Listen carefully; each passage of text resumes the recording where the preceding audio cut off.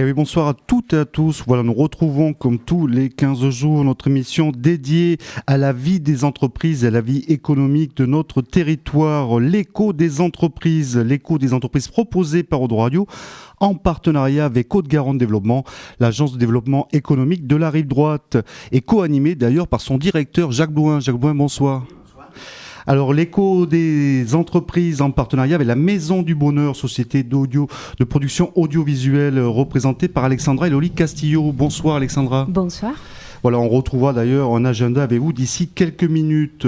Et ce soir, voilà, nous avons une émission, l'écho des entreprises, une spéciale consacrée à la Chambre de métiers et de l'artisanat, région Aquitaine, section Gironde, la CMARA 33.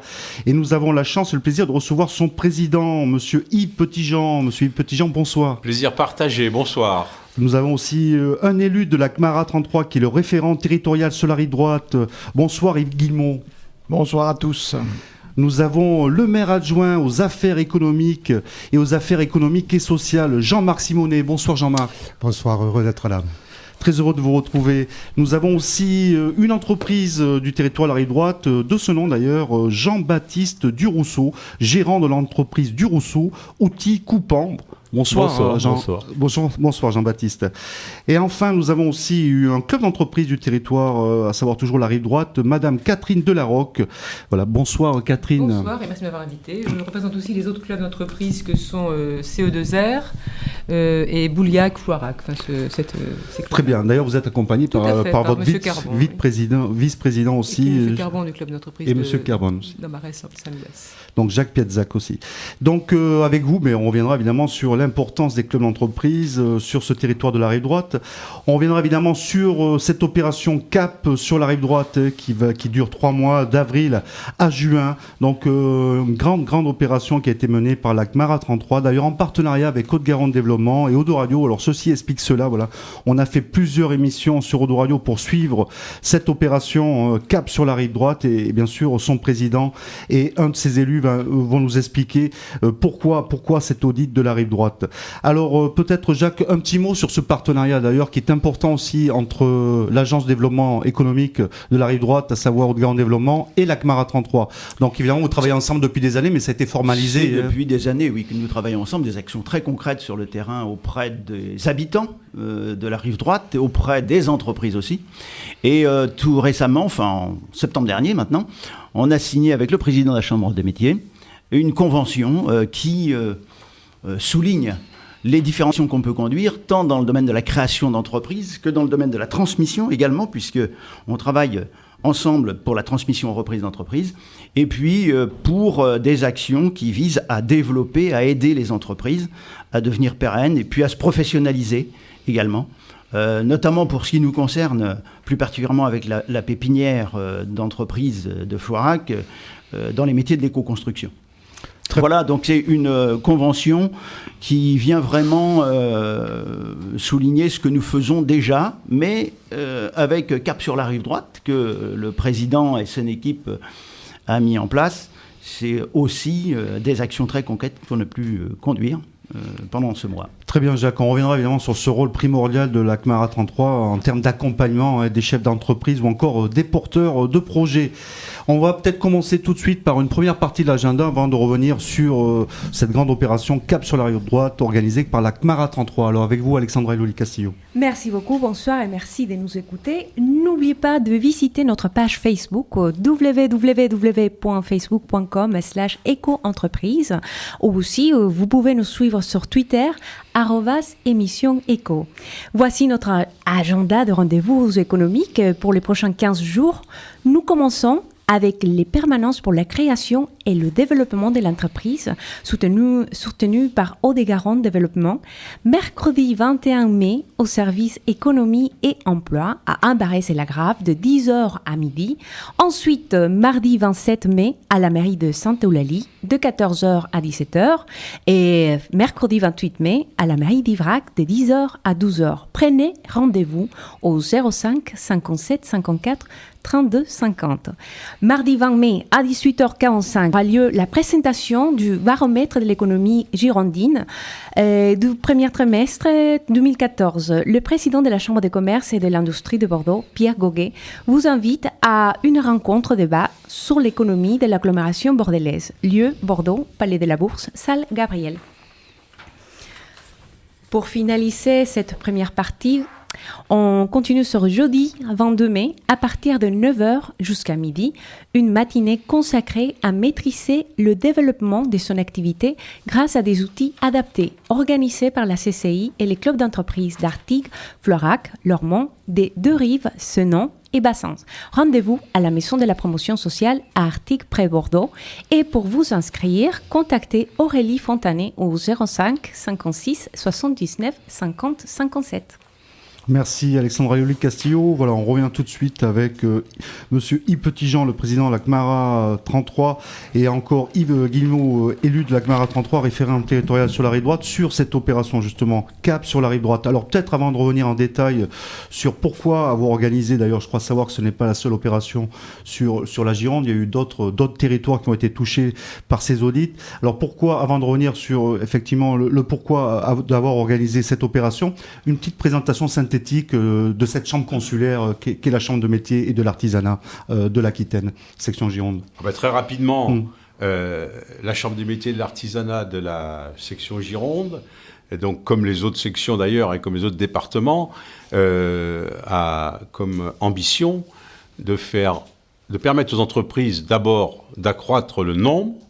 Ça, c'est quelque chose qu'on n'arrive pas à faire en ce moment, mais je pense que ça peut peut-être revenir. Et puis aussi, surtout, de pérenniser les entreprises déjà existantes, de faire en sorte qu'elles aient envie de former des apprentis et d'embaucher lorsque la situation économique sera un peu meilleure. Alors, il faut jamais baisser les bras, il faudra bien qu'on se batte jusqu'au bout, mais je crois qu'aujourd'hui, on peut faire un point particulier sur l'apprentissage. Si les entreprises ne comprennent pas qu'aujourd'hui, en refusant de former un jeune et de le prendre dans son entreprise en contrat d'apprentissage, demain, nous n'aurons pas de personnel qualifié et après-demain, nous n'aurons pas de repreneurs pour nos entreprises. Ce qui fait que ce sera quand même un drame dans ce pays, plus généralement, et puis en Gironde, puisque c'est notre territoire aujourd'hui. Donc, je crois que le message qu'il faut passer, c'est former, parce qu'on se plaint aujourd'hui, on entend dire que dans certains métiers, on ne trouve pas de main-d'œuvre qualifiée. Aujourd'hui, nous avons, dans notre secteur, énormément, on va dire, d'emplois non pourvus parce qu'il n'y a personne à mettre en face. Et ça, c'est un gros problème. Donc, formons des jeunes, même si ça demande un effort pour l'entreprise, je le sais, je suis bien placé. Même si l'État se désengage de la formation alors qu'il souhaite parallèlement qu'il y ait davantage d'apprentis. Alors, on ne comprend pas toujours tout. Mais en attendant, il ne faut peut-être pas s'arrêter aux hésitations des gouvernements successifs. Il faut que nous, on prenne notre avenir en main. Et c'est en formant, je crois, qu'on commence à le prendre. Alors, je pense que Yves Guillemot, vous êtes d'accord avec ce mot d'introduction du président Petitjean. Alors, effectivement, la relance économique, elle va passer par l'artisanat et notamment par l'apprentissage. Yves Guillemot ? Je dirais que d'abord, la première chose qu'on doit avoir une entreprise, ce sont les ressources humaines, parce que je veux dire que le matériel, c'est bien, mais si on n'a pas les hommes, on ne fait rien. Et je dirais que la formation par l'apprentissage dans nos métiers, c'est la première formation. Nous sommes les premiers formateurs d'apprentis. Et pour tous les métiers qui sont tendus aujourd'hui, on a besoin des apprentis immédiatement. Et les autres métiers pour lesquels la conjoncture est difficile, dans quelques années, un jour ou l'autre, ça va repartir. On aura besoin de personnel qualifié. Si on ne les forme pas aujourd'hui, c'est dans 2 ans, 3 ans qu'on n'aura pas le personnel qualifié nécessaire. Alors, Monsieur le Président, alors pourquoi avoir organisé cette opération Cap sur la rive droite ? On le disait en préalable, d'autres opérations ont été menées, je crois, dans le Langonnet ou encore dans le Médoc en Gironde. Alors, pourquoi ? La CMARA a besoin de se délocaliser, aller le plus proche possible de ses artisans, justement, partout sur le territoire de la Gironde ? Alors, pas vraiment se délocaliser, parce que je crois qu'on y est, et c'est pas pour rien que nous avons sur chaque territoire, donc un agent qui sillonne ce territoire pour donner des renseignements aux entreprises et puis également rencontrer les élus. Comme M. Guillemot sur la rive droite. Et que nous avons Guillemot qui est un élu. Donc il y a un binôme avec Odile Viau sur ce territoire qui fait que moi je veux être au courant de ce qui se passe parce que toutes les décisions qui sont prises par le bureau de la Chambre des métiers... si c'est moi qui prends tout seul à l'étage, là-bas, ça ne va pas fonctionner. Donc faire remonter les informations du terrain par les artisans, les entreprises et les élus politiques en responsabilité, parce que je crois qu'on ne peut pas aujourd'hui mener une politique sérieuse sur les territoires si on ne tient pas compte de l'avis des maires ou des comités de communes, des communes, etc.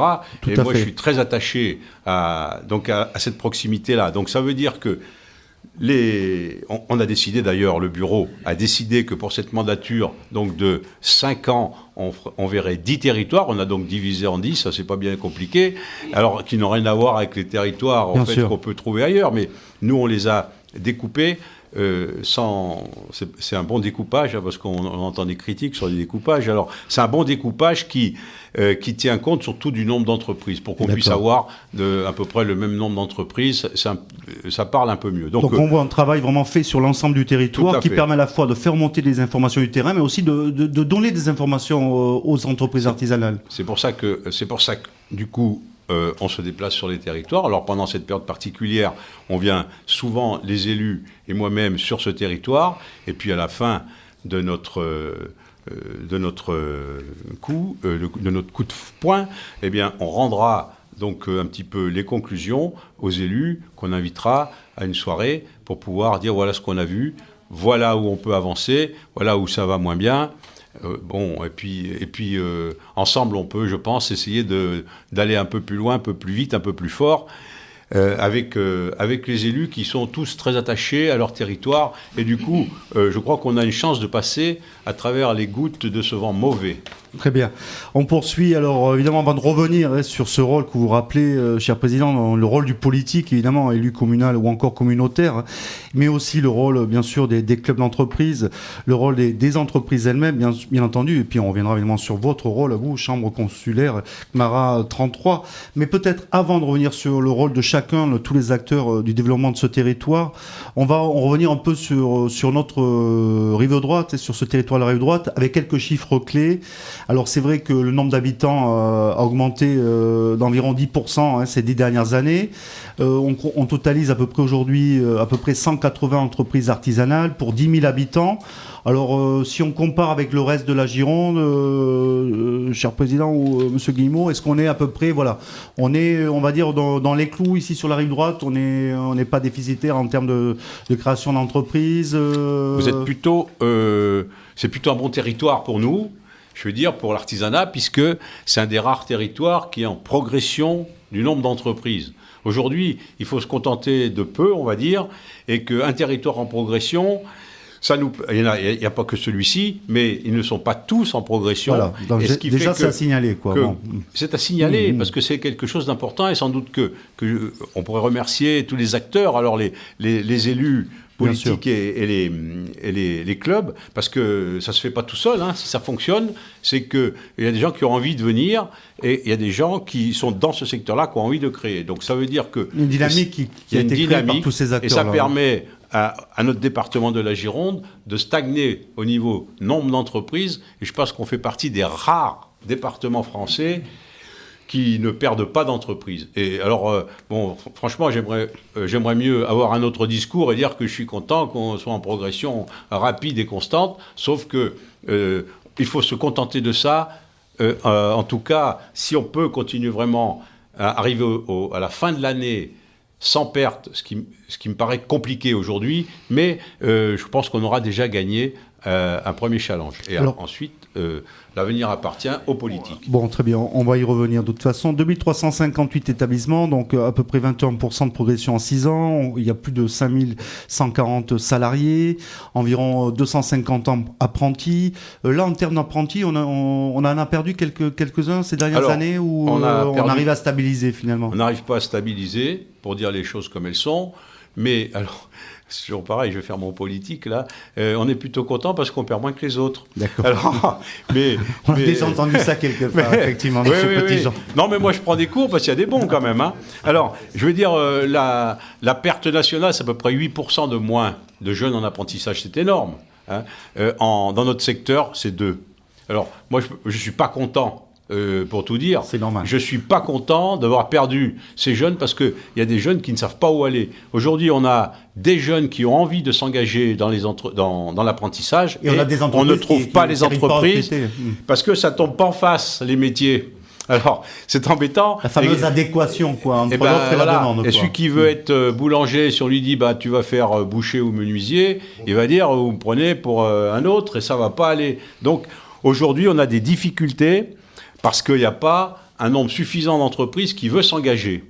Bon, ce qui fait que les jeunes ont moins de choix, et ceux qui ont une idée bien arrêtée, quelquefois, ils changent d'idée, font autre chose ou pas grand-chose, malheureusement, alors que l'apprentissage par alternance, tel que nous le concevons, est un formidable outil pour tous les jeunes, y compris l'intégration sociale, professionnelle, y compris ceux qui ont des difficultés. On a toujours réussi à rattraper des jeunes en difficulté dans toutes les entreprises parce que par le métier, on peut intéresser des jeunes à revoir la façon qu'ils avaient d'étudier. Et puis, les mathématiques, ça sert à rien, la géographie, ça sert à rien, le français, ça sert à rien, sauf qu'au bout d'un moment, dans son métier, il faut appliquer. Et on se dit, il me manque quelque chose, et quelquefois, souvent, il s'intéresse à ces matières qu'il est rebuté autrefois. Donc, franchement, c'est une chance. Excusez-moi de vous interrompre, mais pour le problème des apprentis, il y a aussi le fait que quand on a un apprenti, et moi j'en ai un, on ne travaille pas suffisamment avec le lycée d'apprentis qui accueille l'apprenti,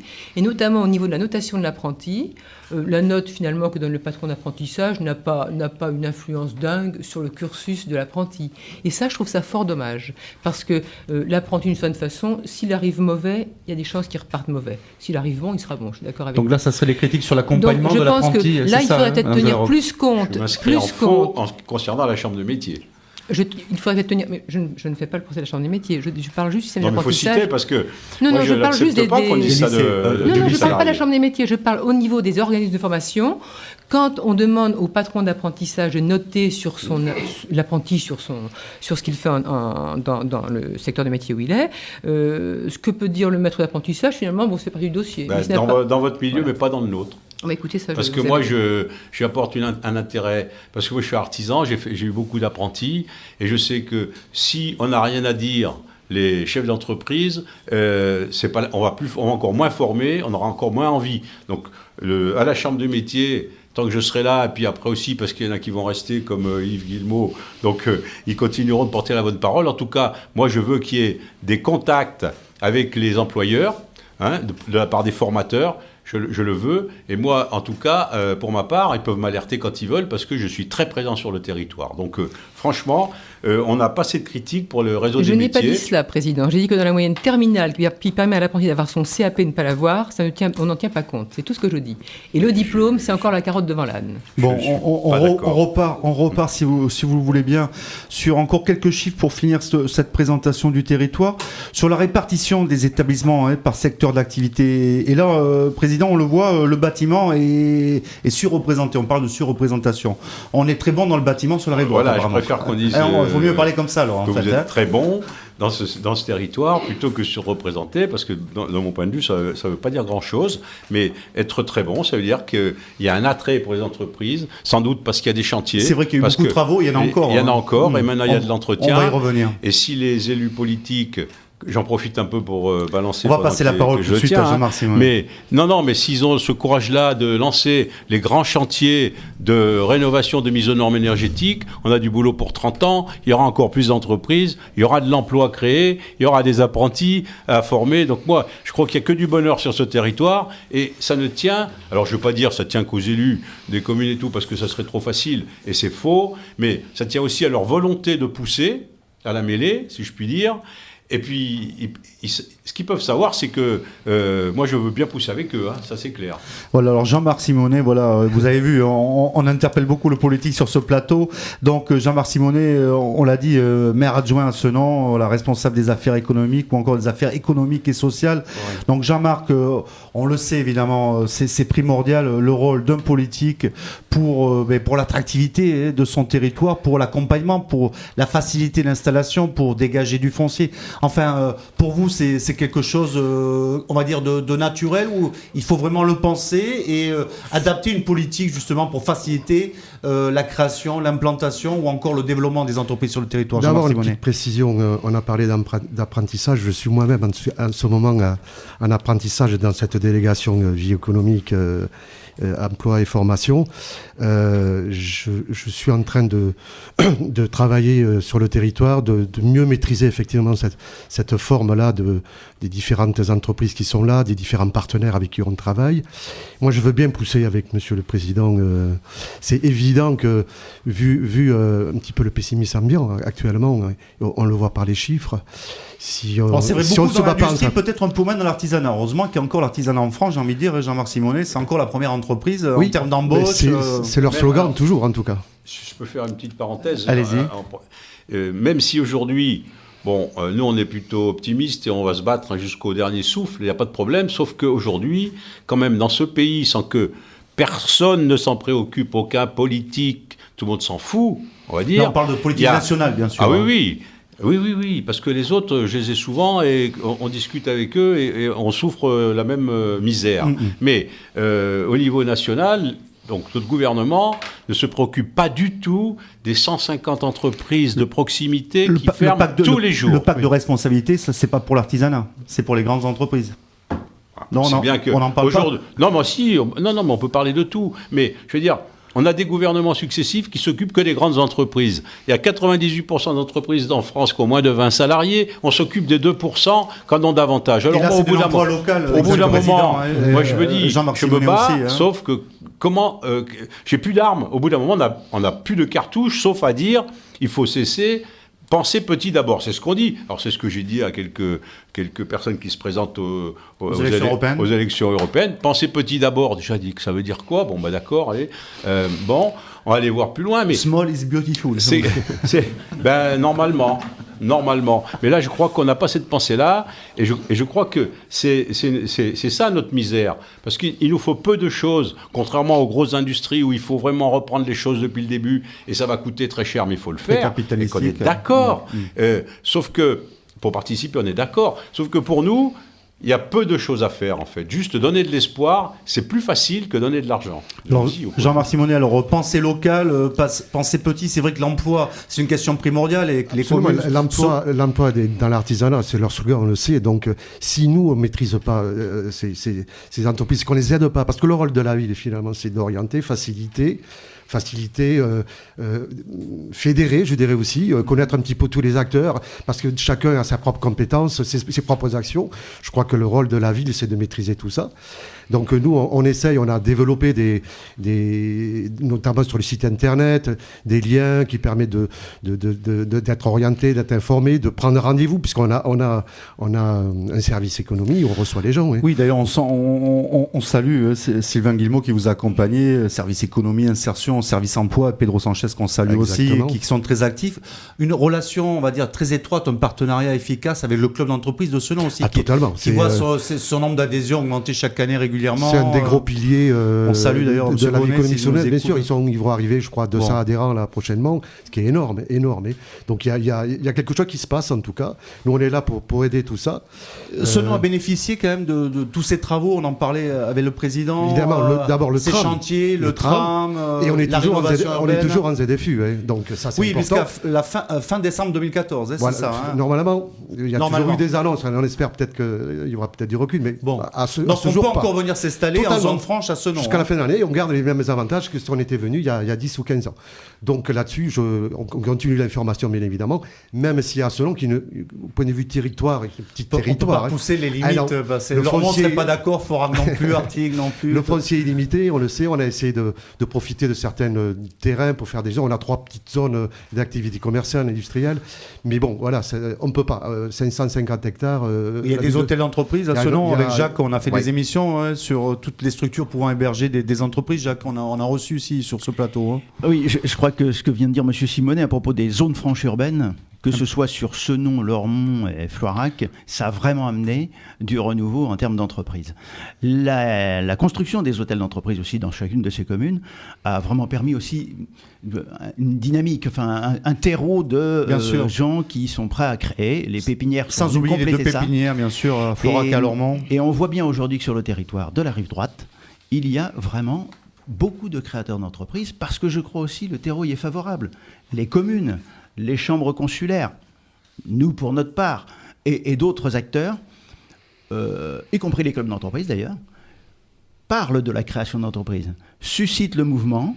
Et ce qu'on peut un petit peu regretter, c'est que parmi tous ces créateurs, il y en a peut-être trop qui soient avec un statut d'auto-entrepreneur. Oui, ça c'est vrai que les artisans voient souvent dans mauvais œil ce statut-là d'auto-entrepreneur. Alors, d'une part, et puis ils se lancent aussi, souvent en n'ayant pas fait de vraies études, marché, et ils se cassent très vite la figure. Comme ça coûte rien de se lancer. On doit récupérer après ces gens dans de mauvaises conditions. C'est très mauvais pour ça. Alors, mais voilà, c'est un terreau de dynamisme. Oui, un mot du président de l'ACMARA peut-être, Monsieur Petitjean. Sur les auto-entrepreneurs, parce qu'on tire à boulet rouge toujours, et moi, je me prive pas beaucoup non plus, sauf qu'il y a quand même un côté vertueux à cette affaire, c'est qu'aujourd'hui, c'est tellement compliqué, on se dit que les entreprises ont tellement de difficultés pour survivre, que peut-être que c'est le pied à l'étrier pour certains, mais j'aurais souhaité que ça ne dure pas. Donc le gouvernement précédent nous avait mis un coup d'épée dans le dos, on va dire, et qu'on n'avait pas apprécié, et j'avais beaucoup parlé là-dessus. Et alors, bien sûr que les élus, les députés d'opposition de l'époque m'avaient tous assuré de leur soutien, à grand renfort de lettres et de tapes dans le dos. Aujourd'hui, il semblerait que ils aient oublié un peu leurs promesses et que finalement, l'auto-entrepreneur, c'est pas si mal que ça, parce que rien ne change et j'ai même peur que ça devienne pire. Donc, c'est pas un cadeau à faire. Vous appréhendez ça comment ? Comme une concurrence déloyale, finalement ? Alors, non, mais c'en est une, je veux dire. Mais c'est une concurrence déloyale qu'il faut combattre. On dit 1 an, au bout d'1 an, vous savez si vous pensez que vous pourrez pérenniser votre entreprise ou pas. Alors, si on ne peut pas, on arrête. Si on peut, on continue sous un autre statut, IRL par exemple, puisque c'est quand même le meilleur. Alors peut-être à part des niches où on a des services qui ne sont pas représentés dans l'artisanat ou comme à part des niches, mais je pense à des métiers spécifiques. Vous n'allez pas m'en trouver beaucoup dans nos métiers. Bon, oui, dans vos métiers. Vous n'allez pas m'en trouver beaucoup, et ça veut dire par là que finalement, c'est vraiment une concurrence déloyale dans la mesure où il n'y a pas d'arrêt. Et je dirais même mieux, vous savez que parmi tous ces auto-entrepreneurs, il y en a 52% qui déclarent 0 € de chiffre d'affaires par trimestre. Enfin, le dernier trimestre. Bon, c'est bien. Alors, je veux dire, les gouvernants de ce pays doivent penser qu'on peut vivre avec 0 €. Moi, si on me donne la recette, je la prends. Parce que, franchement, j'y arrive pas. Il y en a plusieurs qui voudraient bien la prendre. Yves Guillemot, alors... Oui, mais c'est ce que je voulais dire, c'est que 50% des auto-entrepreneurs font 0 de chiffre d'affaires, donc cherchez l'erreur. Pourquoi ces gens-là sont auto-entrepreneurs ? C'est simplement pour légaliser le travail au noir. En plus, avec l'augmentation de TVA, c'est-à-dire qu'on est passé de 7 à 10, eh bien, je dirais qu'on favorise la concurrence déloyale des auto-entrepreneurs avec l'augmentation de TVA. C'est pour ça qu'on s'est battu. On aurait peut-être plus de chômeurs finalement s'il n'y avait pas ce statut-là aussi. Alors, bien entendu, si c'est un statut transitoire... Parce qu'il y en a certains qui créent leur emploi, leur activité tout de même. Non, oui, mais s'ils ne font pas de chiffres, ils touchent le chômage. Oui, d'accord. Si c'est transitoire, il n'y a pas de problème. On accepte le régime d'auto-entrepreneur pour se mettre le pied à l'étrier, comme a dit le président. Mais après, au bout d'1 an ou 2 ans, nous on souhaitait 1 an, il faut que ces gens-là passent à un statut normal. Bon, ça c'est des propositions. L'ACMARA 33 est aussi force de proposition. Et l'ACMARA nationale aussi. Donc il faut l'écouter. Jean-Marc, un mot effectivement sur l'importance du développement économique. On le sait, Senon se situe quand même assez bien sur la rive droite. Et on l'a souligné, le dynamique de ce club d'entreprise, l'hébergement d'entreprise, les liens avec Haute-Garonne Développement, la zone franche, la ZFU, on l'a dit. Demain, c'est quoi encore les grands chantiers qui pourraient impacter Senon et qui pourraient du coup donner l'emploi aussi à tous les secteurs de l'artisanat? Senon fait partie de la communauté urbaine de Bordeaux et la CUB a décidé de densifier un petit peu toutes ces communes-là. Donc Sinon, on construit encore. Hein. Quand on peut, il y a encore du. On le voit bâtiment. notamment le long de l'axe du tram, Jean-Marc Simon. Il y a beaucoup de petits bâtiments qui voient le jour. C'est la pépinière, qui fleurissent en ce moment. L'épine dorsale de la ville. C'est ça. Donc on va construire au fur et à mesure. On a le Camille Pelletan qui est le PRU qui va s'installer. Donc là aussi, on essaye d'anticiper. On sait que pas que du logement, il y a des commerces de proximité aussi en bas d'immeubles. Ça va de pair. D'accord. Donc on essaye en général à ce que des résidences vont se construire. Bon, les bureaux, les commerces. Faut pas faire n'importe quoi non plus. C'est pas à chaque immeuble un commerce, parce que c'est aussi à un moment donné peut-être mettre des difficultés des gens qui vont prendre ce genre d'espace. Donc là, faut faire attention. Faut pas faire tout et n'importe quoi. Mais enfin, en tout cas, la ville étudie, analyse et se fait aider dans des décisions en tout cas. Merci Jean-Marc Simonet. On va peut-être revenir, on en parlait évidemment en présentation de cette émission, sur le rôle de tous les acteurs évidemment permettant ce développement économique et notamment pour l'artisanat. Donc on l'a vu évidemment, le rôle du politique est primordial. Donc le rôle des clubs d'entreprise. Donc avec Jacques Blouin et Aude Garnelemont, on reçoit souvent, fréquemment des présidents de clubs d'entreprise et des entreprises adhérentes de clubs. On le sait Jacques, c'est primordial. C'est 6 clubs sur la rive droite. 7 maintenant. 7 clubs d'entreprise, pour la plupart maillent vraiment le territoire, dynamiques, qui maillent le territoire, qui réunissent toutes sortes de chefs d'entreprise, de tout type d'entreprise, et qui font beaucoup de choses, qui sont très actifs. Alors, on rappelle plus en ou quelques moins mots, suivant les tailles aussi, parce que plus on est nombreux aussi, plus ça amène à constituer un certain nombre de séances de travail, séances de rencontres, speed meeting, speed dating, etc. Et des relations d'affaires. Mais tous sont enclenchés dans une dynamique aussi qui provoque cet engouement pour la création et le développement d'entreprises. Alors justement, Madame la Présidente, Catherine Delarocque, donc les imprimeries de Larocque à Artigues, voilà, pour ne pas le citer, mais tout de même, donc Madame la Présidente, donc en quelques mots, le rôle d'un club d'entreprise, et puis revenons plus spécifiquement sur les activités à Artigues. Je voudrais d'abord parler du satisfecit que donnerait la Chambre des métiers pour tout ce qui est situation des apprentis et même de l'artisanat dans le bâtiment. Je trouve ça très beau comme résultat, c'est vrai. Dans le service, c'est remarquable aussi. Par contre, moi, ce que je pose comme question, c'est comment voulez-vous qu'on pérennise dans une région l'emploi s'il n'y a pas d'industrie dans une région? Comment on construit du bâtiment, mais pour qui? S'il n'y a pas d'emploi à la clé qui draine... Donc l'emploi industriel. Bien sûr, qui draine du cadre supérieur, du cadre moyen, de la maîtrise et de le réqualifier. Qu'est-ce que l'on pérennise? Rien. Dans l'emploi industriel, je vois 9,42%. On est à 15% et le reste, c'est 60% le bâtiment et 26% les services. Je ne vois pas où est le dynamisme. Alors l'emploi industriel, il est plutôt situé sur Bassins. Effectivement, on a encore des restes de ce bassin d'emploi sur des grosses entreprises.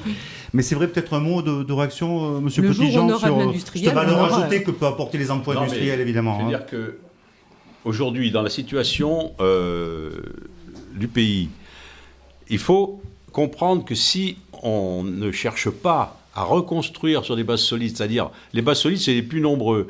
Il n'y a pas une ville ou un village dans ce pays où il n'y a pas d'artisans ou de commerçants de proximité, parce qu'on a quand même beaucoup de points communs. Donc si on n'est pas capable de comprendre à la tête de l'État qu'il faut reconstruire sur ces bases-là, et que ça va entraîner naturellement le reste, parce que ça va entraîner la consommation. À partir du moment où les gens ont du travail, ils gagnent plus d'argent, ils dépensent l'argent. Donc de l'emploi industriel, de production. Et après, on peut avoir d'autres ambitions. Sauf que si l'un n'empêche pas l'autre. L'un, et ça semble avec l'autre, au contraire. Tout est fait pour que ça avance ensemble. Et aujourd'hui, je crois qu'on prend le problème à l'envers. Et la preuve en est, c'est qu'on avait un petit espoir en fin d'année dernière. Au dernier trimestre, je me suis dit, tiens... contrairement à ce que j'ai pensé, j'étais bien heureux de m'être trompé sur le coup, ça va peut-être redémarrer. Alors on s'aperçoit que ça chute, plus que jamais. Premier trimestre de cette année, ici, ça va pas être mieux maintenant. Donc, au bout d'un moment, je sais plus quoi dire, parce que finalement, on arrive à s'expliquer, à dire, bâtissez sur des bases solides. Si on peut pas bâtir sur des fondations solides, nous on est quand même des mecs du bâtiment, Yves Guillemot et moi-même, et du coup, on sait très bien que s'il n'y a pas de fondation, rien ne va fonctionner. Aujourd'hui, il n'y a pas de fondation. Je voudrais faire un point particulier, une petite seconde, sur les clubs d'entreprise avec qui on a souvent des très bons contacts.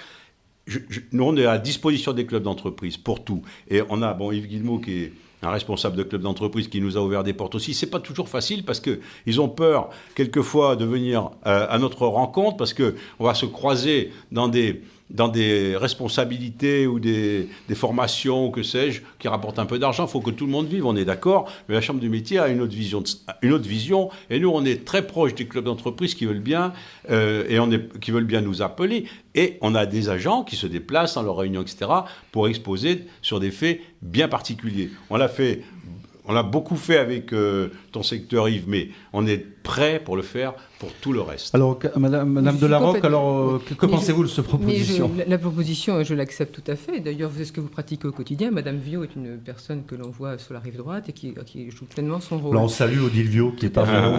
Mais il n'empêche que je pense que le bâtiment ne résoudra absolument pas le problème de l'emploi en France. Je suis désolée d'y revenir, Président, mais je ne vois pas en quoi le bâtiment va apporter une dynamique dans notre vie économique. On va construire du bâtiment. À ce nom, vous construisez quoi ? Du social ? Pour mettre qui dedans ? Pas essentiellement, même. Beaucoup de social. Bon. La mixité recherchée. La mixité recherchée. Bon. Partout. Bon. Donc le social, on va remplir. Bon, qui est-ce qui... Bon, le social, on sait bien que c'est l'APL, le machin, le truc. Bon, excusez-moi. Si vous aviez de l'industriel, et c'est un projet qu'il faut mener, la Chambre des métiers, la Chambre de commerce et d'industrie, les clubs d'entreprise, les pépinières ensemble. Il faudrait qu'il y ait des projets, des formations. Mais si, on a quand même des établissements à Bordeaux qui sont Gustave Eiffel, pour ne citer que lui, il y a les Iris qui va peut-être un petit tour. Bon, dans l'électromécanique, il y a quand même des projets. On a un territoire agricole.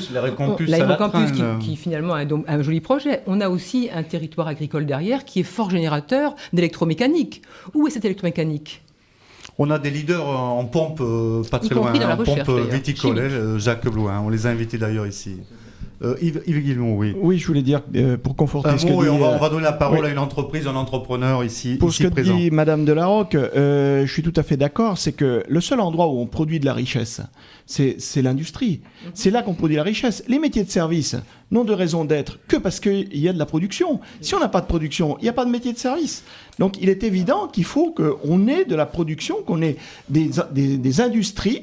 Et derrière, ça va tirer et les métiers du bâtiment et les métiers de service. Mais c'est vrai que ce phénomène de désindustrialisation a commencé il y a quoi, dans les années 80 ? Et ça fait déjà un moment que c'est en cours. Mais bien sûr, mais on a laissé quoi. Partir toutes nos industries et ça, c'est un drame pour la France aujourd'hui. Parce qu'aujourd'hui, on le voit encore avec des grandes entreprises qui se font racheter encore récemment. Mais oui, et parce qu'on parle des métiers de service. Les dernières qui restaient, qui sont rachetées, des très belles PME. Et on peut parler des métiers de service, mais on peut parler également de tout ce qui est culture, etc. On ne peut faire de la culture dans une commune que parce qu'il y a de l'impôt. S'il y a de l'impôt, c'est parce qu'il y a de la production, il y a de la valeur ajoutée de produite quelque part. Très bien, on va donner la parole à une entreprise représentée ici par son gérant, c'est l'entreprise du Rousseau, Outils Coupants, ce nom. Alors, rebonsoir Jean-Baptiste. Alors, qu'est-ce que ça vous évoque ces échanges là autour de la table, Jean-Baptiste ? Oui, vous avez des apprentis déjà chez vous ? J'en ai eu des apprentis, mais ça m'évoque quand même qu'au bout de 40 minutes, on donne la parole à une entreprise et on est 8 autour de la table et on est 2 entreprises. Madame Delarocque, a pris la parole. Moi, poliment, je n'ai pas osé. Bon, mais Jean-Baptiste, on ne vous oublie pas. Qu'on parle de moi, alors que je connais parfaitement les emplois industriels, ainsi de suite. Il y a quand même 60 machines-outils dans mon atelier. Je suis au Bassenon et l'industrie qui a disparu, je peux en parler aussi. Mais bon, pour dire que c'est assez symptomatique, en France, on fait plein de réunions nites, mais au bout du compte, on ne laisse pas la parole aux entreprises difficilement. Les présidents et les présidentes prennent beaucoup la parole. C'est pour ça, Jean-Baptiste. Non, mais c'est très amusant, j'adore. Et donc, ce que je peux parler déjà, mon expérience au niveau du foncier, cette synergie qu'il peut y avoir, donc je pense que c'est pour ça qu'on m'a fait venir. Et je remercie Bernard Bernard Coulet, ici présent, de le faire, parce que c'est quand même un petit coup de gueule qui s'est passé avec ma propre entreprise et qu'il ne faudrait plus que ça se passe, tout simplement. J'étais installé donc en face de la caserne Niel depuis 1932, c'est-à-dire c'est pas moi qui ai créé cette entreprise, mais qu'on a repris. Et j'avais juste qu'à traverser la rue pour avoir un local, donc caserne Niel, 20 hectares qui sont libres et on cherche des entreprises à installer actuellement. C'était il y a 6 ans, j'ai fait des pieds et des mains, j'ai fait intervenir un architecte et tout ça, je me suis borné à 2 entités très claires, c'est un gros problème actuellement, on en parle, c'est-à-dire qu'il y a un service d'urbanisme de la mairie de Bordeaux et il y a un service d'urbanisme de la Cube. C'est catastrophique, je peux le redire, je l'ai redit sur les articles de journaux et tout ce qui est passé, ça communique pas, j'avais quand même 11 emplois à l'époque, j'avais traversé la rue, il me fallait 500 mètres carrés, une entreprise de Senon qui avait donc peut-être une trentaine d'emplois, qui est parti donc, et qui a eu 5000 mètres carrés. C'est, pour pas les nommer, c'est Darwin. Et moi, j'ai pas eu mes 500 mètres carrés en face parce que j'ai pas eu le bon réseau, ainsi de suite. Donc, il y a deux entités et deux systèmes politiques pour gérer donc le foncier au niveau des artisans, c'est catastrophique. Alors, qu'est-ce qu'il faudrait faire ? Je vais peut-être aller très loin, mais que la CUB, ce soit une seule entité, qui ait un seul interlocuteur, quitte à... Un guichet unique. Un guichet unique, et qu'on arrête à vous balader, parce qu'on vous dit toujours oui. Là, j'ai une expérience, je peux vous dire, j'avais acheté une entreprise à La Rochelle, on avait 3 semis de machines-outils qui devaient descendre à Bordeaux, je n'avais pas de local. Et la CUB vous dit toujours oui. Vous attendez, après c'est le service foncier, c'est ci, c'est là, ça a duré 3 ans exactement.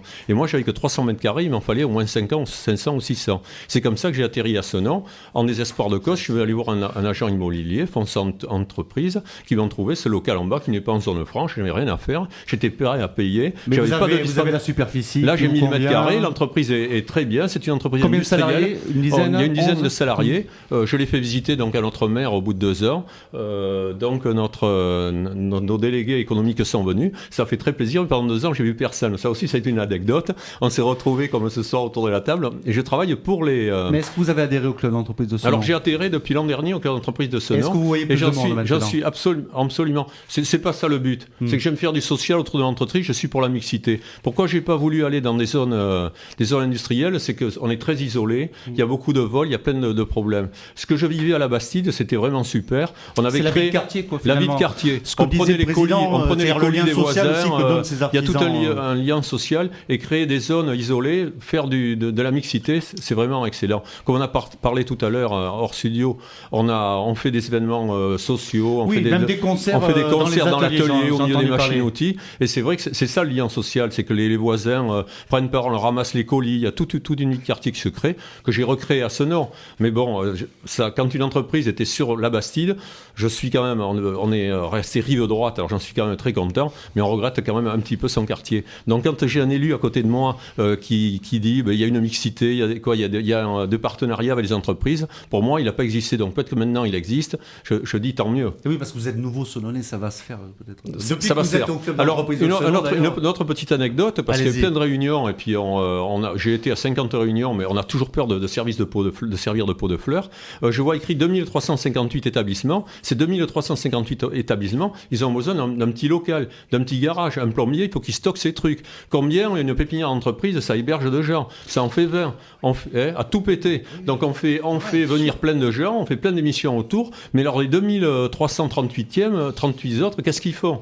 Ils se débrouillent, ils ont fait comme moi, ils fouillent, on voit des agents immobiliers, ils se dépatouillent, et on parle beaucoup de petits trucs, mais c'est un bon début, mais c'est que dalle, quoi. Honnêtement, par rapport aux besoins, 2358, je l'ai sous les yeux, les petits clubs, c'est bien d'essayer de faire quelque chose, mais c'est que dalle. Vous m'avez passé la parole, maintenant je m'arrête plus. Il y a une entreprise qui parle. Peut-être Jacques Blouin ou encore le président. Très brièvement. Mais c'est vrai, le chevauchement des compétences pour le foncier. C'est très difficile d'avoir des locaux d'activité sur la rive droite. C'est ce qui nous manque le plus. On a encore du bureau, pas de trop, mais enfin on en a encore. Mais Monsieur de Rousseau, je suis complètement d'accord avec vous. On se bagarre tout ce qu'on peut pour avoir des locaux d'activité.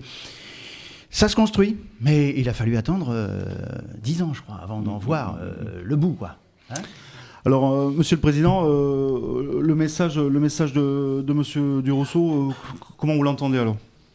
Mon ami de Rousseau me convient parfaitement, parce qu'il ne dit pas d'ânerie.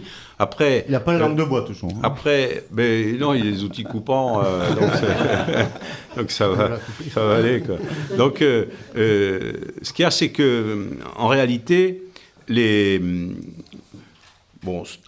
ce qu'on peut faire pour héberger quelques entreprises, je suis d'accord avec toi, c'est pas suffisant. Sauf que c'est mieux que rien. Et qu'il y ait quelques entreprises, parce que souvent c'est quand même les plus démunis, puisque nous on a aussi une pépinière avec la mairie de Bordeaux. Ceux qui viennent dans notre pépinière, c'est ceux qui ont le moins de possibilités de capacité financière notamment. Donc ça leur donne le pied à l'étrier encore une fois, parce que moi c'est un peu comme ça que je vois la vie, il faut aider. On donne le petit coup qui... Il y en a qui se débrouillent tout seuls, enfin moi comme toi, je veux dire, moi j'ai jamais rien demandé, on s'est débrouillé, voilà, la vie passe et puis on y arrive bon an, mal an, pas trop mal. Alors, mais il en est que c'est pas possible. Donc cela, il faut qu'il y ait des structures extrêmement adaptées. beaucoup plus souple et beaucoup moins cher. Et on ne peut pas le faire partout parce que le foncier a quand même un coût, même si c'est une association qui le gère. Et du coup, c'est un peu plus compliqué parce que ça coûte de l'argent, il faut que les autres le mettent. Donc je suis d'accord pour mettre, on est bien d'accord pour aider, sauf que ça ne peut pas être partout et c'est sûr que ce n'est pas la solution. Sauf que si on aide 10 entreprises demain qui s'en vont, parce que normalement c'est limité, hein, on ne peut pas rester tant qu'on veut, donc après, qui s'en vont, ils trouvent un local, même si on les aide, et que je sais très bien aussi bien sur Bordeaux, enfin que ce soit rive droite ou rive gauche, de toute façon, il n'y a pas beaucoup de locaux adaptés et dans les prix corrects. Bon, ça vient petit à petit parce que tous les élus sont conscients du fait que si on ne peut pas héberger d'entreprise, il n'y en aura plus. Donc c'est clair. Donc tous les élus cherchent avec vraiment beaucoup de force. Sauf que...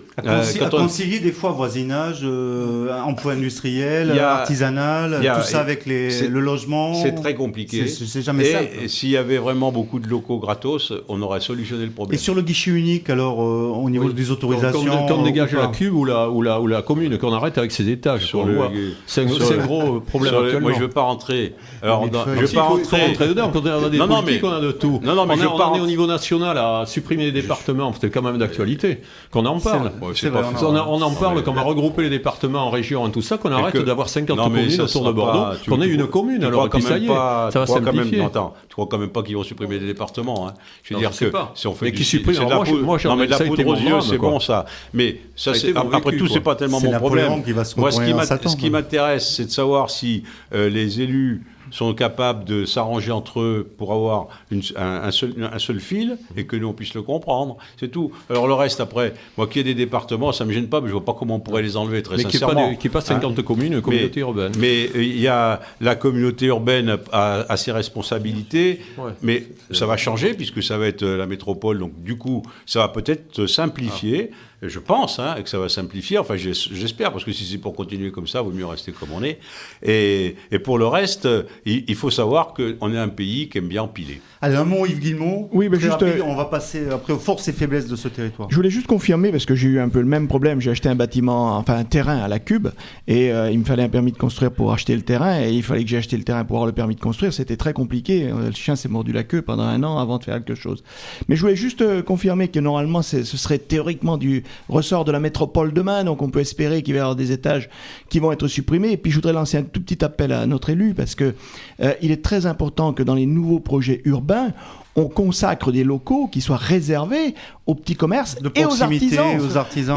Ça, c'est le lien dans les quartiers, évidemment, c'est le lien social. Et puis, si le plombier qui doit aller dépanner la mamie d'à côté, s'il n'a pas 10 km à faire en voiture, c'est quand même mieux pour le bilan carbone. Oui, tout à fait. Donc, alors, un mot avec vous. On va revenir sur ce programme très, très riche, on l'a dit, de Cap sur la rive droite. Donc, l'opération a commencé le 7 avril avec un atelier numérique à Ambarès et la Grave. Le 8 avril, avec une sensibilisation de jeunes collégiens au collège Jean Jaurès à Senon. Encore le 10 avril, sur le stand CMARA 33, donc c'était le Forum de l'Emploi à Senon. Le 24 avril, une émission ici, Audio Radio. Visite d'entreprise le même jour de la pépinière de Foirac. Table ronde le soir sur le marché et de la transition énergétique. Toujours au CIF de Foirac. Le 12 mai, donc un atelier numérique. Le cahier des charges, piler votre stratégie sur Internet, c'était à la cyberbase de Senon. Enfin, le jeudi 15 mai, donc c'était atelier pour les créateurs, repreneurs d'entreprise. Toujours au CIF de Foirac. Comment choisir son statut juridique, on le sait, ça aussi c'est très important. Le 19 mai, c'est aujourd'hui, nous sommes en direct à la radio et on seront présents encore la CMARA 33, donc vendredi 23 mai au Seven Touch, Jacques Blouin, donc à Lormont.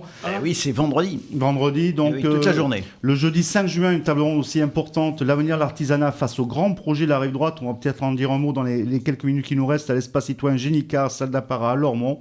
Enfin, un atelier numérique le lundi 23 juin, comment apprivoiser Google pour être mieux référencé. Ça sera la cyberbase de Senon, dans les locaux de la Maison des Associations. Et en fait, cette soirée, Artisan d'honneur dont vous parliez, qui sera fin juin au Rocher de Palmer à Senon, vous pourrez rendre compte des résultats obtenus lors de ce focus sur la rive droite, de cette manifestation Cap sur la rive droite. Alors peut-être avec vous, on pourrait revenir sur déjà ce qui s'est dégagé de cette opération Cap sur la rive droite, à savoir peut-être les forces et les faiblesses du territoire, même si on en a évoqué quelques-unes déjà au cours de cette émission, les menaces ou encore les opportunités aujourd'hui, puis du coup les perspectives pour demain. Alors force-faiblesse, on l'a évoqué un petit peu en début d'émission, cher Président. Aujourd'hui, on a plus de force, plus de faiblesse, on est comment? On n'est pas trop mal si on voyait un peu le profil que vous avez. On est plutôt bien même. On est plutôt bien dans ce territoire. Alors forcément, on trouvera toujours des faiblesses à tout le monde et des forces, ça sera pas trop difficile non plus, puisque comme on l'a dit au début, il y a plutôt plus d'entreprises, donc ça veut dire que c'est une force. Il n'y a pas de hasard dans ce genre de domaine. Après, ce qui me chagrine, c'est la prolifération de mètres carrés de grandes surfaces aujourd'hui qui tue des emplois de proximité. Et qui, finalement, au bout d'un moment, arrivent à se tuer eux-mêmes. Alors, ils sont obligés d'inventer encore des trucs moins chers, avec moins de salariés et moins de frais pour pouvoir survivre, des discounts. Et alors, je veux dire, ça va aller jusqu'où, ces affaires-là? Et pendant ce temps, on ne se préoccupe pas des entreprises de proximité qui meurent. Donc, je trouve qu'on est dans l'excès. D'ailleurs, ce département détient le record du mètre carré par tête d'habitant de grande surface. Alors, je veux dire qu'il faudrait... Moi, j'ai demandé déjà plusieurs fois qu'il y ait une déconstruction, puisqu'il faut appeler ce mot-là. Moi, j'aurais en pété 2-3, grosso modo, de façon à ce que, quand même, on arrive à revenir un peu plus près de la réalité française, pour le moins. Parce que, vous nous ferez une liste dans l'ordre. Oui, pour que les personnels s'en aillent, tout à fait. Alors, mais je crois franchement qu'il faudra y arriver un jour à casser des choses, parce que... C'est vraiment au détriment de l'emploi de proximité, non délocalisable. Tout à fait, parce que il n'y a pas de limite. On va toujours vers le moins cher, pour la fin manger des produits de mauvaise qualité. Vous avez quand même tous remarqué qu'on voit ce qu'on mange, quand même, par instant. On ne sait pas ce qu'on mange, je veux dire, il faut continuer de faire ça, alors c'est bien, sauf que ça ne me convient pas. Et peut-être, et c'est pas pour rien que mes collègues artisans bouchers ont vu leur chiffre d'affaires progresser depuis l'histoire du cheval au bœuf, là je ne sais même plus qui était le cheval et l'alouette ou le bœuf. En attendant... Le bœuf au cheval.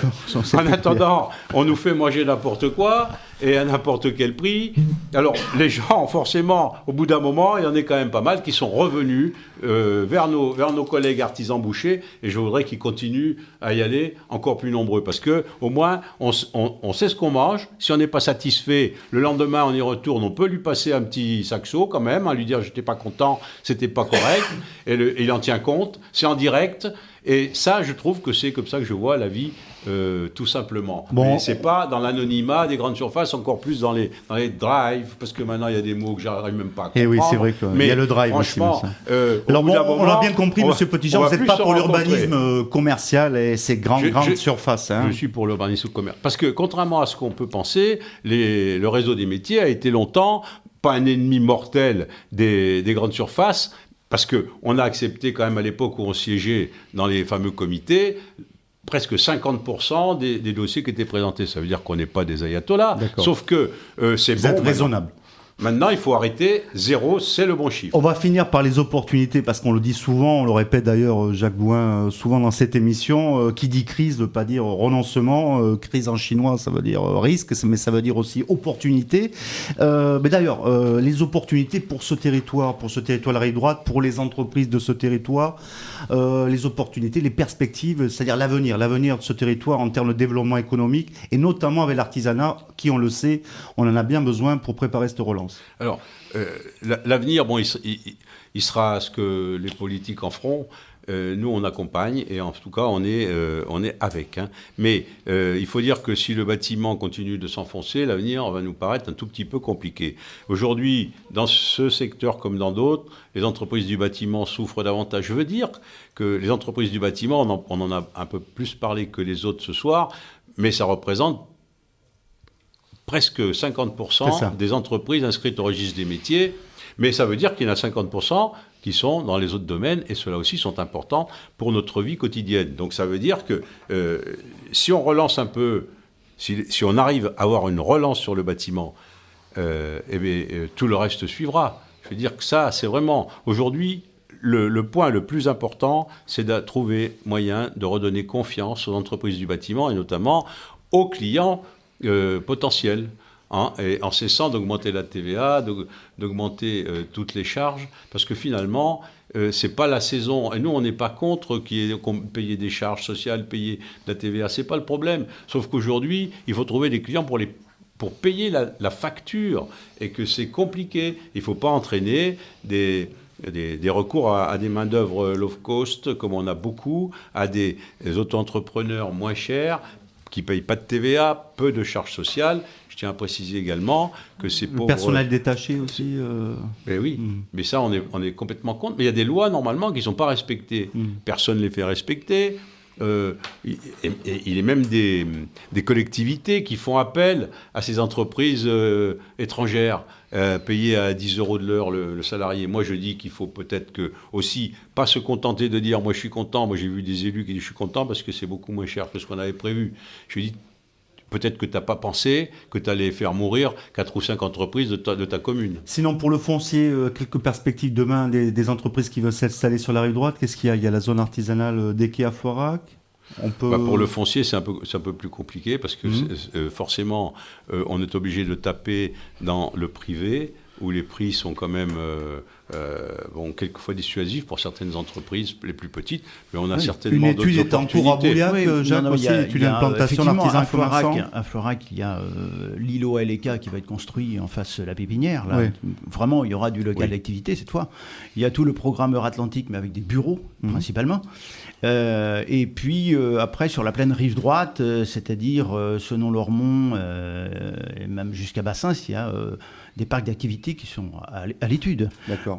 Sur Floirac. Malgré ce risque d'inondation, on parle de zones près des quais. Il y a des contraintes, mais il y aura quand même quelques possibilités. Bon, d'accord. C'est anticiper aussi ce risque d'inondation aussi pour permettre un bon développement aussi. Complètement. Monsieur Durousseau, on va finir avec l'agenda. Un seul mot, c'est que les entreprises artisanales, c'est très réactif. Il ne faut pas attendre 3 ans pour faire une zone artisanale. Je suis désolé. Moi, au bout de 15 jours, j'étais cuit, il fallait que je trouve un local. Donc, si on veut survivre, il faut être... Je le dis aux politiques, puisqu'on en a ici, il faut réagir dans l'année qui suit. Allez, Yves Guillemot, votre mot de conclusion. Après, on passe la parole à Alexandra Loli-Castillo pour la fin de l'agenda, et on redonnera la parole au président de l'ACMARA 33 pour vraiment la conclusion de cette émission. Allez-y. Oui, je voulais juste te dire que Rive Droite, il y a 30 ans, c'était un secteur qui était complètement sinistré, il ne faut pas l'oublier. C'est que maintenant, le secteur a beaucoup évolué, on le regarde presque avec envie depuis l'autre côté. Il y a des clubs d'entreprise ici qui font un travail extraordinaire, et je dirais qu'il nous manque encore un petit point, je pense, sur la Rive droite, c'est la formation des jeunes. Il faut qu'on améliore la formation et qu'on forme plus de jeunes sur la Rive droite pour qu'ils restent dans les entreprises de la Rive droite. Et je pense qu'avec ça et le développement d'immobilier d'entreprise dont vont s'occuper les élus, je pense qu'on devrait arriver à faire quelque chose de bien Rive droite. Bon, très bien. On salue la région Aquitaine au passage, et dont une de ses compétences, évidemment, c'est la formation professionnelle, l'apprentissage. Alexandra Loli-Castillo, dernière partie de l'agenda, puis on revient pour la conclusion du président Petitjean. Dernière partie, vendredi 23 mai, le Seven Touch, au programme, une matinée conférence animée par Serge Betsen, ancien international de rugby. Et mardi 27 mai à 18h, vous saurez tout sur les aides aux entreprises, une réunion de présentation des mesures gouvernementales destinées à l'aide aux entreprises, quel que soit leur secteur d'activité, à Langon. Et mercredi 28 mai, à partir de 13h30, atelier Big Data, exploiter les données pour repenser le marketing et la vente, organisé par Accelerate Systems avec le pôle numérique de la CCI de Bordeaux. Donc voilà, c'est la fin de notre agenda. On remercie aussi Désir Rode, qui a fait les photos des émissions, et vous le retrouverez sur Facebook. Merci beaucoup Alexandra. Alors un mot de conclusion, président Petitjean. Alors effectivement, on a essayé de voir avec tous nos invités, tous les acteurs autour de ce plateau, quels étaient les leviers pour favoriser le développement de l'artisanat sur cette rive droite. Alors un mot de conclusion. Je crois qu'on a bien balayé la réalité. Vous avez pu vous rendre compte du dynamisme de l'ensemble des métiers de l'artisanat. Et je rappelle qu'il y a 242 métiers, c'est quand même pas rien non plus. Et je crois qu'il nous manque peu de choses, en fait, pour faire de ce territoire de la rive droite le territoire le plus dynamique, le plus fort. Et là où il y a le plus d'entreprises, c'est fluidifier le passage entre les deux rives, c'est-à-dire ajouter quelques ponts. Je crois qu'il y a un prévu déjà. Voilà. Oui, mais peut-être ça suffira pas, mais en attendant, faciliter... parce que ça c'est compliqué pour les entreprises également qui travaillent d'à côté. Le franchissement est un problème aujourd'hui et c'est pas les deux bateaux qui... Bon d'accord, je vais pas faire de commentaires. En tout cas vous dire le plaisir que j'ai eu d'être avec vous ce soir. Partagez. Et je crois qu'on n'a pas fini la conversation. Bon, merci. En tout cas, on vous donne rendez-vous pour une prochaine. On suivra en tout cas la fin de cette opération Cap sur la rive droite en votre compagnie. Voilà, on remercie évidemment Jean-Marc Simonet, maire adjoint aux affaires économiques et aux affaires économiques et sociales. Merci Jean-Marc. On remercie Yves Guillemot et Luc Marat, 33, référent territorial sur la rive droite. Jean-Baptiste Durousseau, gérant de l'entreprise Durousseau Outils Coupants à Senon. Sans oublier la présidente de cette émission, Madame Catherine Delarocque, voilà, pour le club d'entreprise d'Artigues, Jacques Bouin, bien entendu, Alexandra Eloli Castillo, Désirode, et puis toute l'équipe de la Mara 33. Je ne voudrais pas oublier toutes les personnes qui ont facilité cette émission et avec lesquelles on travaille au Radio sur cet événement Cap sur la rive droite. Je pense donc bien sûr à Odile Viau, à Pauline Villard, à Bernard Coulet et à tout le reste de l'équipe. Sans oublier à la régie, Jérôme Solaire qui nous assistait à la régie technique de Radio. Je vois le président de Radio, le directeur aussi, dont Mayacine Diop, Abdellah Abchan, et puis beaucoup de représentants de clubs d'entreprise avec qui, je crois, on va aller partager le verre de l'amitié. En tout cas, merci à toutes et à tous, et on vous donne rendez-vous très bientôt sur les ondes de Radio. Merci.